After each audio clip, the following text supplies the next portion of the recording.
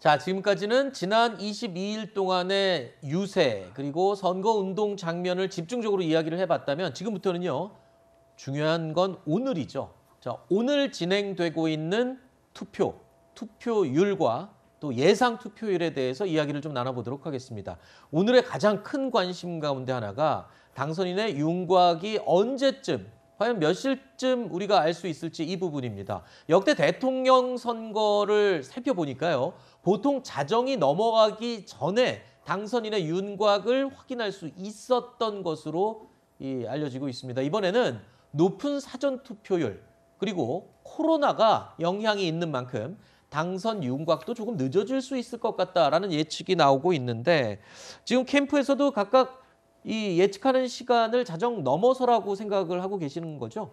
어쨌든 간에 이제 7시 반에 네. 투표가 끝나기 때문에 그리고 초박빙이기 때문에 아마 이제 윤곽이 좀 드러난 시간이 지난 대선처럼 좀 빠르지는 어렵지 않을까. 네네. 그래서 최종 12시, 1시 정도면 어느 정도 개표가 완료되지 않을까 그렇게 보고 있습니다. 네, 자정은 넘길 것 같다라고 했는데 이수희 편장님은 어떻게 보십니까? 이게 이제 현장에서 보면 지금 비확진자의 경우에는 6시까지가 마감인데 그렇게 됐을 때 기준이 그때 건물 안에 들어왔을 때 투표소 건물 안에 들어왔을 때 이제 셔터를 다 닫게 되는 건데 네. 문제는 그 확진된 분들은 밖에서 지금 투표를 하게 된단 말이에요. 기다리시는 네네. 것도 그렇고. 그럼 7시 반에 어느 선까지를 어디에 대기하고 있던 분까지를 투표를 할 수 있다고 하고 아닐 거라고 할지 그것도 저는 궁금합니다. 이거에서 중앙선관위에서 어떤 기준으로 자를지도. 네. 그렇다 그러면은 7시 반까지긴 하지만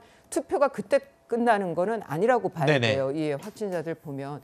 그러면 8시 넘어서까지도 될 수도 있기 때문에 우선은 투표 마감 시간도 저는 불확실하다고 보이고. 네. 그리고 또 하나는 이제 그 관외 투표라고 그래서 사전 투표에서 자기 주소지 밖에서 투표를 한 분들은 밀봉한 투표 봉투에 넣어서 그게 우편으로 자기 주소지로 옮겨지죠. 그렇죠. 그러면 그게 개표소로 옮겨져서 다 잘라야 돼요, 그 봉투를. 네. 그래서 하나하나 다 꺼내야 되기 때문에. 그런데 사전 투표가 지금 높았단 말이에요, 투표율이. 네. 이래저래서 저는 개표 시작도 8시 반 이상 9시가 넘어야 되지 아하. 않는가라는 생각도, 개표소 또 이동까지 하면 9시 넘어서 개표 시작할 수도 있지 않을까라는 네. 생각이 들어요. 그래서 새벽 1시나 이 정도 돼야 그렇군요. 진짜 표 차이가 많이 난다면 그전에도 가능하겠지만 네. 그렇지 않을까 생각이 알겠습니다. 그러니까 이 집계도 집계지만 개표 자체도 늦어질 것 같기 때문에 그만큼 당선 여부를 알 수 있는 시간이 이 기존에 있었던 다른 대선들에 비해서 더 늦어질 것 같다라고 예측을 해주셨습니다. 자, 예측이 늦어지는 만큼 더 궁금증은 커지고 사람들은 더 알고 싶어 할 것 같습니다만 이 과거에 출구조사라는 게 미리 발표가 됐었거든요. 그런데 상당히 정확도가 높았었던 적이 많았어요. 그렇기 때문에 이번에 이 당선 결정이 늦어질수록 일찍 발표되는 출구조사 결과에도 관심이 쏠릴 수밖에 없겠어요. 네, 출구조사는 한국에서 본격적으로 도입이 된 게 1997년 대통령 선거였거든요. 네. 그때 새정치민주연합, 새정치국민회의였죠. 네. 새정치국민회의에 김대중 후보하고 한나라당 이해창 후보가 맞붙었던 대선인데 그때 한 1%포인트 정도 차이가 났었습니다. 근데 네. 당시 출구조사가 거의 정확하게 들어맞으면서 굉장히 한국의 출구조사 역사는 화려하게 출발을 했거든요. 그리고 보통 총선 때 오차들이 많이 났다고 하는데 한국의 선거제도 특성상 득표율하고 의석수하고 비례가 되지 않기 때문에 네. 그것은 좀 이해할 만한 그런 오차였다고 판단을 할 수 있고 또 역대 대선을 놓고 전국이 하나의 선거구인 대선을 놓고 보면 굉장히 적중률이 높았었습니다. 네. 근데 문제는 이번 선거에서는 특히 이제 사전 투표에 대한 참가율이 높아지고 또 사전 투표가 출구조사에 제대로 반영이 되기 어려운 구조거든요. 네. 그래서 각 여론조사 기관들도 보정치를 두거나 손질을 조금 해가지고 예측을 해야 되는 그런 상황인데 아마 출구조사를 힘들게 일을 하셔가지고 발표를 하시더라도 개표 끝날 때까지 여론조사 기관들도 마음을 놓기는 좀 어려울 것 같습니다. 그런 변수들 때문에. 네. 그래서 어떻게 보면 오늘 각 캠프 관계자들만큼이나 긴장된 나날을 보내고 있는 것이 여론조사 관계자들이 될 것이다. 그렇죠. 어느 기관이 더 정확하게 맞추게 될 거냐. 네. 이런 것들로 오늘의 관건이 되었고요. 근데 저는 좀 말씀드리고 싶은 게 이번 대선에서 좀 여론조사들이 예전 대선보다 더 늘어났고 과거 보다 늘어나고 이제 나중에도 더 늘어날 수 있겠는데, 근데 이제 우리가 정치를 주식시장의 그래프 보듯이 해서는 안 된다라는 네. 말씀을 드립니다. 그래서 어떤 그 소신이라든지 이런 것들을 기반으로 해서 유권자들이 네. 자신의 생각을 가다듬을 수 있어야 되는 것이고, 여론조사가 여론을 움직이는 이런 현상들은 조금 줄어들었으면 하는 것이 이번 알겠습니다. 대선의 교훈입니다. 그 어느 때보다도 또 이 많은 여론조사 기관들이 갖가지 여론조사를 쏟아냈던 그런 대선이기도 했었습니다. 또 하나의 관심사가 바로 투표율입니다. 사전 투표율이 역대 최고 수치를 기록했죠. 36.93%를 기록해서 다들 깜짝 놀랐습니다. 자, 사전 투표율이 최고를 기록했던 만큼 최종 본투표율도 최고를 기록하지 않을까라고 다들 기대를 하고 있는데, 오늘 오전까지만 해도 글쎄요, 예상했던 만큼의 투표율은 나오지 않았습니다. 지금 시간이 1시 3분 10초 지나고 있는데, 잠시 후에 한 6분 반 정도 후면은 1시 10분에 실시간 이 투표율 집계 수치가 나옵니다. 그때 저희가 다시 한번 그 투표율 수치를 알려드리도록 할 텐데, 만에 하나 80%를 넘긴다라고 한다면 이게 25년 만에 투표율을 80% 넘기는 거라고 하던데, 위원님, 네. 이 투표율 80% 하면 대단한 거 아닙니까? 어떤 의미를 부여할 수 있을까요? 그러니까 지금은 대단하죠. 근데 우리 헌정사를 보면은 네. 48년에 우리가 정부를 수립한 이후에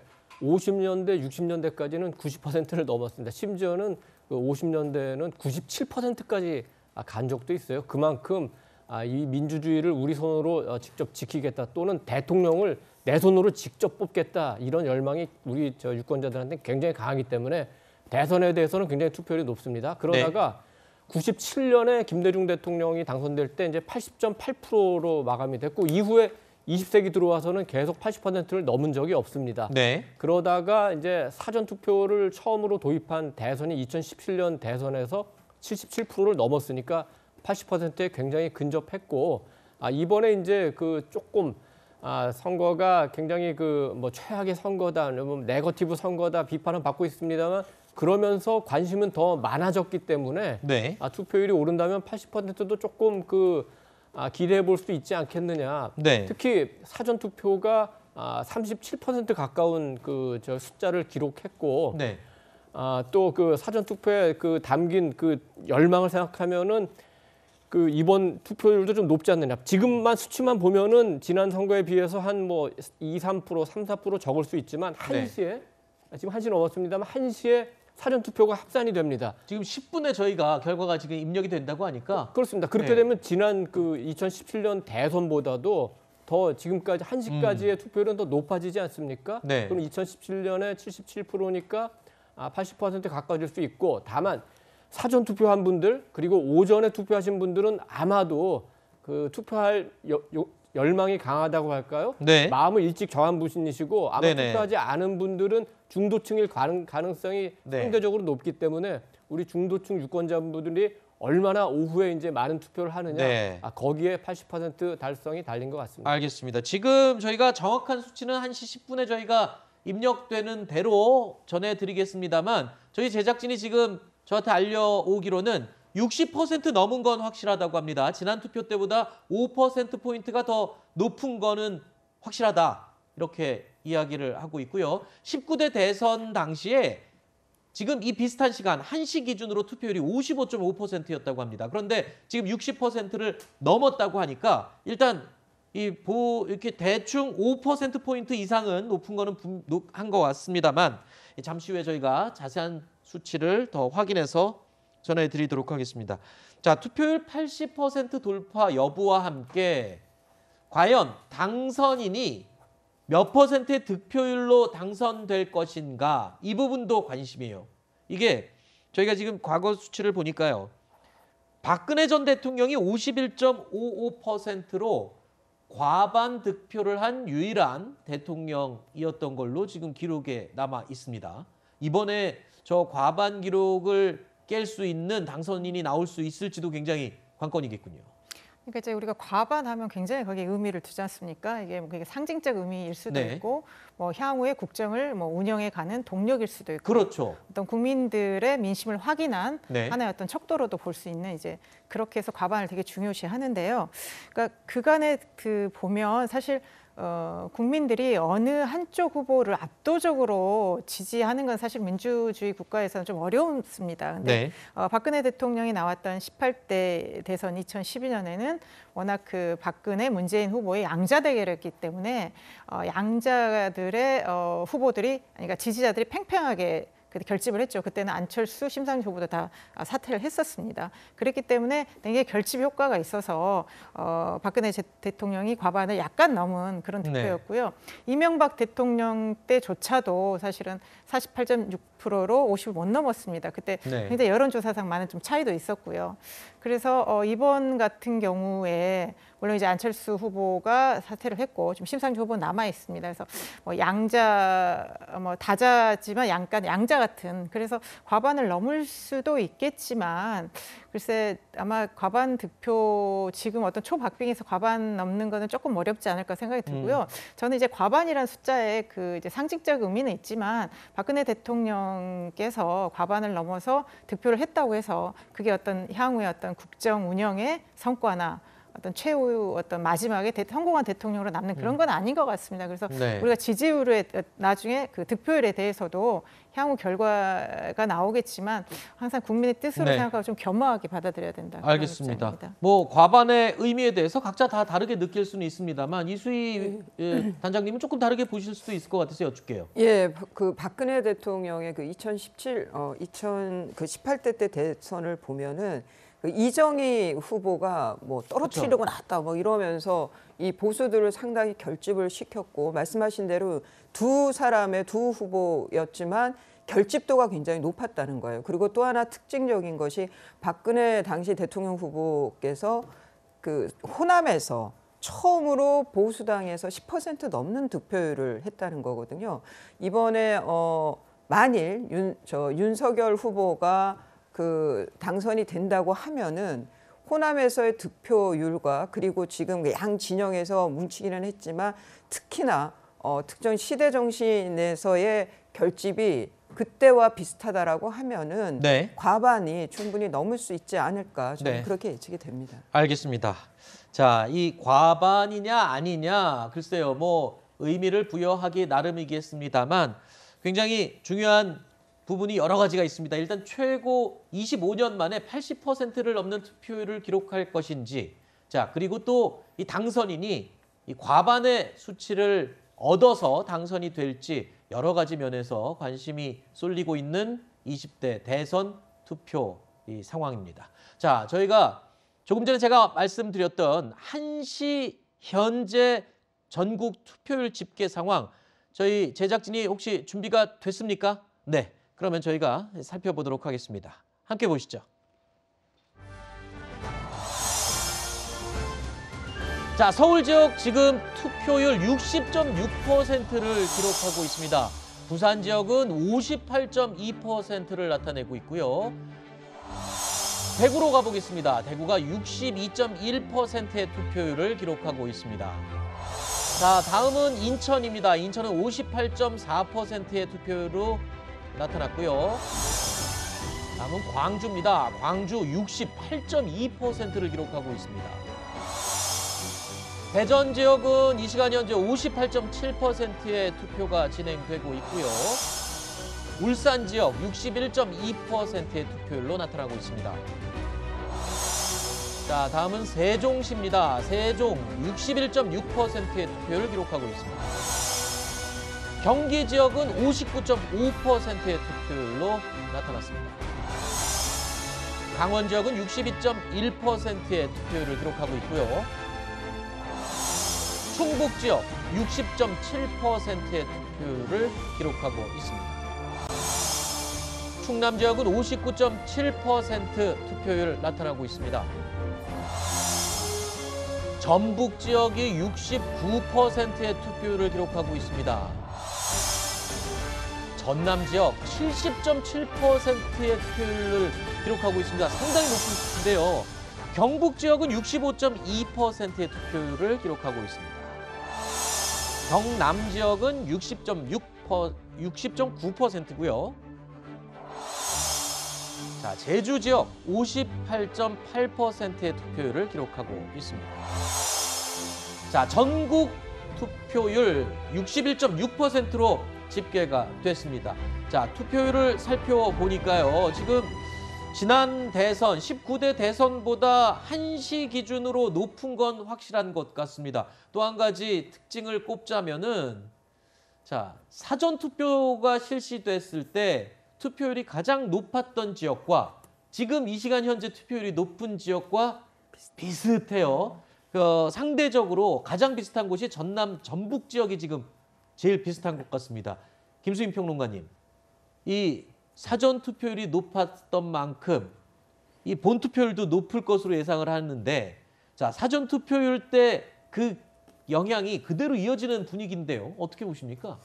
네, 근데 이제 사전투표가 과거에 2020년 총선이나 2017년 대선보다 많이 뛰었잖아요. 네. 근데 그 뛴 만큼 본투표율도 뛸 거냐? 이거는 저는 아직은 지켜봐야 될 일이고 그만큼은 아닐 가능성이 좀 높다고 네. 봅니다. 거기까지 다 합산하면 굉장히 높은 투표율이 될 것 같은데 사전투표율이 높다는 것이 이제 꼭 본투표율에 비례하지 않을 수 있는 게 네. 일단 투표를 하실 분들 중에서 사전투표에 대한 의존이라든지 신뢰 이런 것들이 커지면 네. 사전투표율이 총투표율과 무관하게 먼저 많이 올라갈 수 있는 부분들이 분명히 있는 거거든요. 그래서 사전투표율이 높으면 본투표율도 그만큼 높다. 이렇게 단정 짓기는 좀 어렵지 않을까 그렇게 봅니다. 알겠습니다. 그리고 이 전남 전북 지역이 사전투표 때 가장 높았어요. 그리고 상대적으로 부울경 지역이 좀 낮은 편이었는데 전남 전북이 높은 거는 지금도 마찬가지입니다만 이 부산, 대구, 경북 지역이 상당히 지금 많이 올라간 것도 또 눈에 띄는 부분입니다. 그러니까 사전 투표가 높으면 그 본 투표에서는 초반에 조금 줄어드는 게 어찌 보면 당연하죠. 이게 네. 무한대가 아니라 100%라는 한계를 갖고 하는 거기 때문에 앞서서 4일, 5일 날 51%를 했다면은 나머지 49% 남은 거 아닙니까? 그렇죠. 이분들이 이제 하면 그 초반에 뭐 또 이분들까지 다 나가지 않고 하루 종일을 걸쳐서 한다면은 초반에는 상대적으로 투표율이 낮을 수밖에 없고, 그러니까 우리가 이제 호남의 그 사전 투표율이 높으니까 그때 이제 정치권 내에서는 그러면 영남에서 본 투표에서 어떻게 그 반응을 할까? 아직까지도 우리 정치에서 지역 구도는 뭐 굉장히 중요한 현실적인 요소이기 때문에 그거를 분석하는 분이 굉장히 많았는데. 항상 그 작용에는 뭐 반작용이 따른다 이렇게 볼 수가 있습니다. 좀 역사적으로 보면은 1992년에 그 김영삼, 김대중 두 후보가 맞붙었을 때 호남에서 오전에 투표율이 굉장히 높았습니다. 그렇죠. 그러니까 이제 12시, 1시에 방송에서 호남 투표율 높다고 이렇게 방송을 하니까 영남 사람들이 야, 우리도 많이 하자 하면서 오후에 영남 분들이 굉장히 많이 투표를 했습니다. 네. 그래서 뭐 굳이 말하자면 그때 균형을 맞춰준 건데 그렇게 되니까 97년에 이제 그 호남 유권자분들이 우리가 너무 오전에 투표하고 하는 게 아주 현명한 것 같지는 않다. 좀 네. 분산해서 하자. 그래서 그때는 오히려 97년에는 호남 투표율이 오전에 그렇게 높지 않았고 그 선거에서 김대중 후보가 당선이 된 겁니다. 그런 이제 역사적인 사례에서도 보듯이 네. 호남이 사전 투표율이 높으면 아마 본 투표에서는 영남 분들이 많이 할 가능성이 있다 했는데 실제로 오전의 경향을 보면 대구가 62, 경북이 높았어요. 65.2. 지금 뭐 당연히 광주, 전남, 전북 이런 호남보다는 높게 나타나는 거 아닙니까? 그래서 네. 결과적으로는 이제 전국적으로 균형이 좀 맞춰진다. 뭐 그렇게 볼 수 있겠습니다. 알겠습니다. 뭐 부산, 울산, 경북 뭐 이쪽 지역이 사전 투표 때는 뭐 그렇게 높지 않았었는데 지금은 서울보다 높아요. 이 시간 현재 기준으로 본다면. 그래서 결과가 어떻게 나올지 굉장히 궁금합니다. 자, 유세 기간 동안의 특징이 또 있었죠. 이재명 후보는 TK, PK 지역을 6번이나 방문했습니다. 그리고 윤석열 후보는 호남 지역을 3번이나 방문했었는데 자, 이게 뭘 의미할까요? 그러니까 상대적으로 각 후보가 열세라고 생각하는 지역, 그러니까 지지층 기반이 약하다고 생각되는 지역에 집중 공략을 했던 것도 이번 선거의 특징이라고 볼 수 있습니다. 자, 각 후보들 본인의 약점 지역에 상당히 공을 들이는 모습이었거든요. 이게 제대로 유효하게 이 유권자들의 마음을 빼앗았을지 궁금합니다.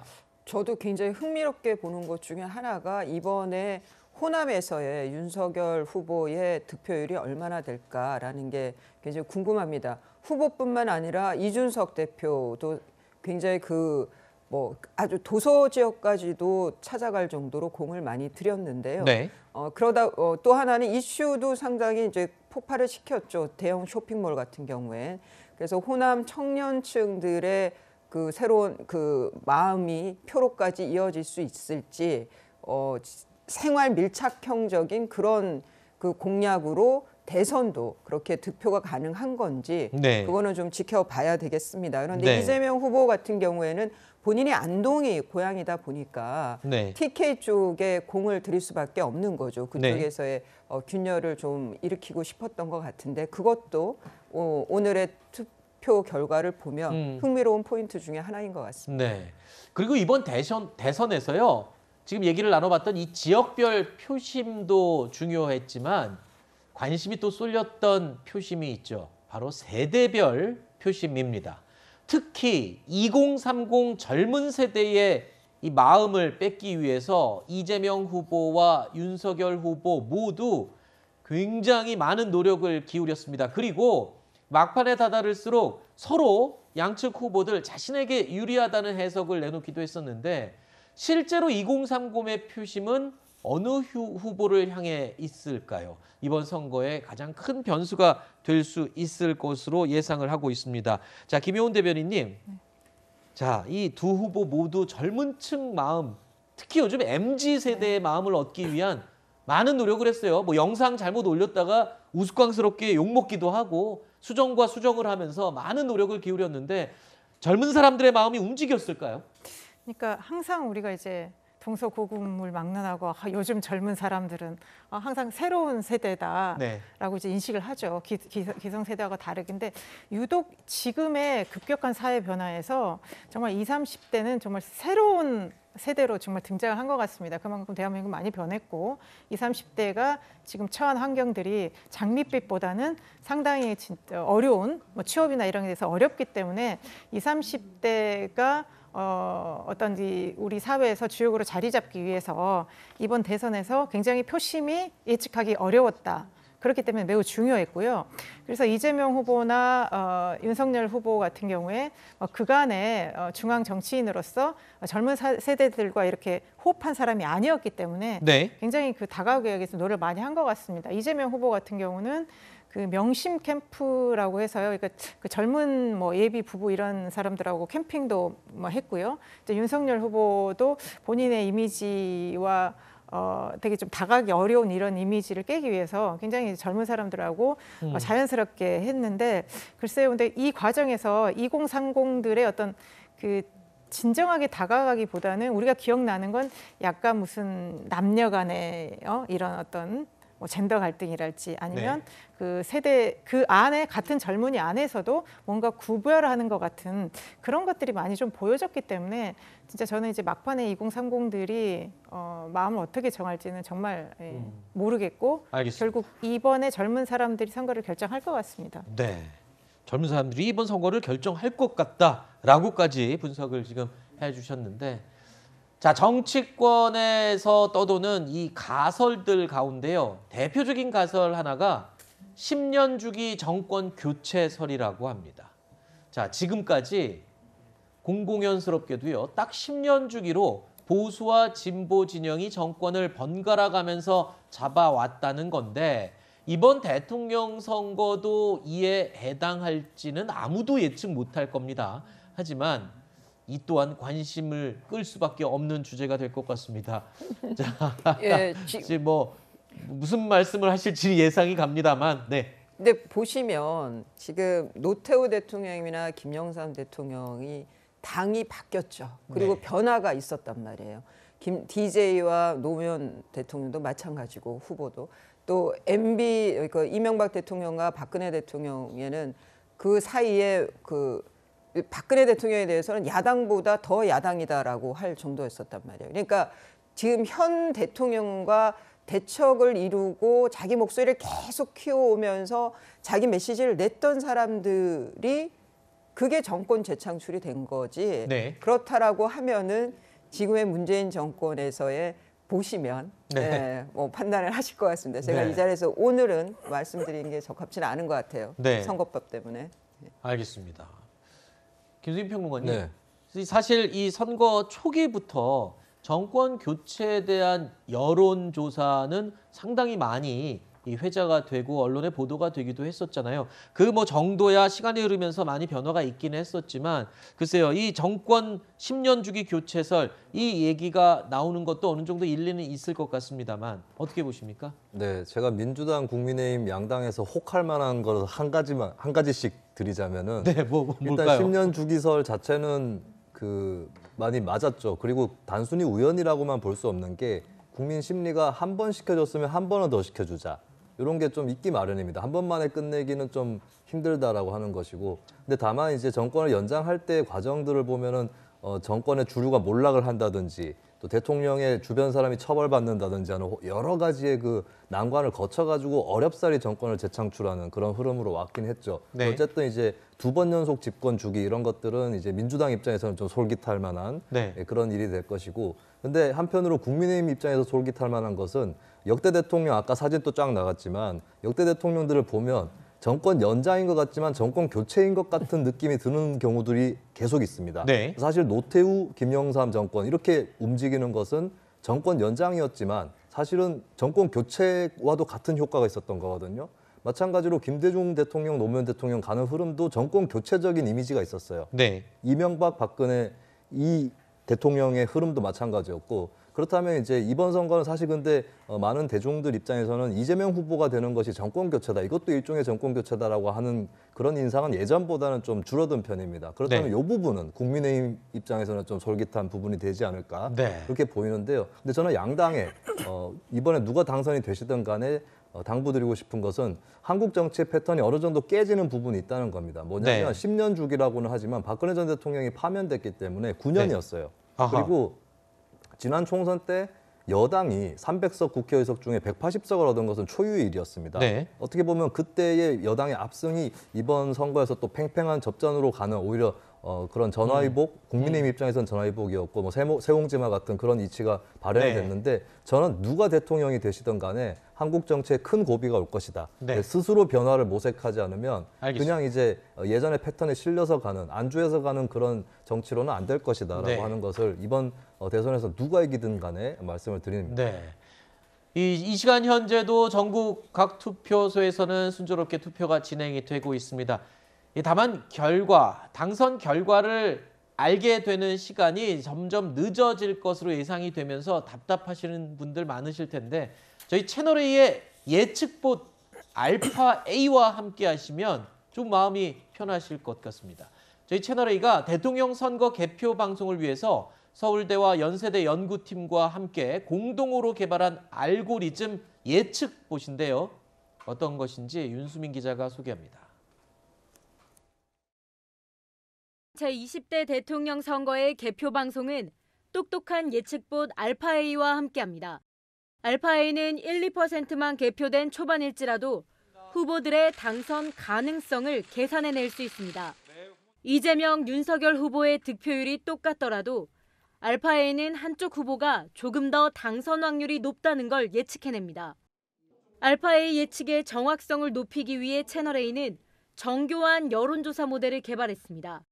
중앙선관위가 제공한 12만 개 휴대전화 안심번호를 통해 조사 전문회사 리서치앤리서치가 이 시각 현재 전화조사를 실시하고 있습니다.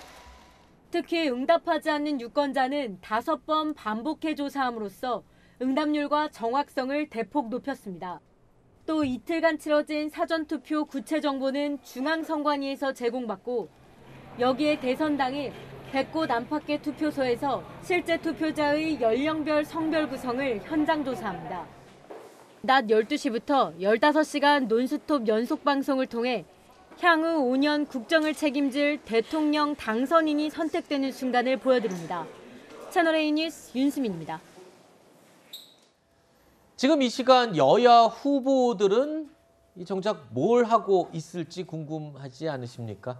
자, 이재명 후보와 윤석열 후보 그리고 심상정 후보 등 다른 모든 후보들 모두 사전 투표를 마친 상태입니다. 자, 그렇기 때문에 이재명, 윤석열 후보 저녁까지 자택에서 휴식을 취하면서 투표, 개표 상황을 지켜볼 예정으로 알려져 있습니다. 심상정 후보 역시도 자택에서 잠시 휴식을 취하다가 투표 독려 활동을 이어간다는 계획인데요.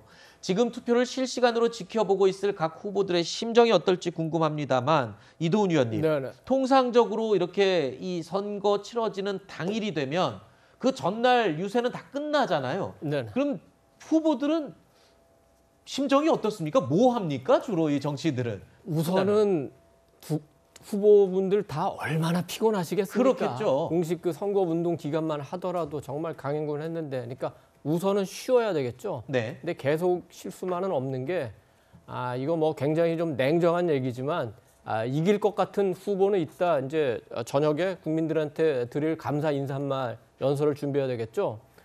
그리고 또 안타깝게도 내가 아무래도 이기기 어렵다 이렇게 생각하는 후보는 그래도 그 국민에 대한 어떤 사례의 말씀 이것도 뭐 준비해야 되겠죠. 네. 또 이길 것 같은 후보는 뭐 여기저기 전화하면서 또 인수위원회 구성 같은 것도 생각하면서 뭐 여기저기 또 회의도 하고 뭐 그렇게 할 가능성이 많은데 오전, 오후 투표 끝날 때까지는 뭐 외부에는 전혀 뭐 그런 움직임 나오지 않고 조용히 국민의 심판을 기다린다. 네. 이런 자세를 유지할 것 같습니다. 네.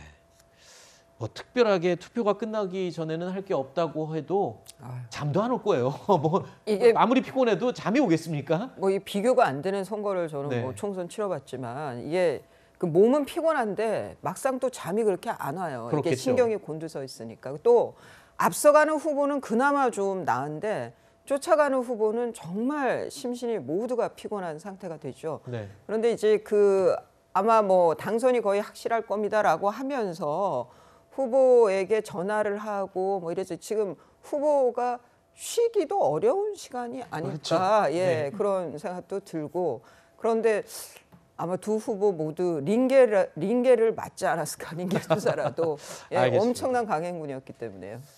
자, 특집으로 전해드리고 있는 뉴스에이 라이브 저희가 준비한 다음 Q&A로 계속 이어가 보겠습니다. 어떤 내용인지 확인해 보시죠.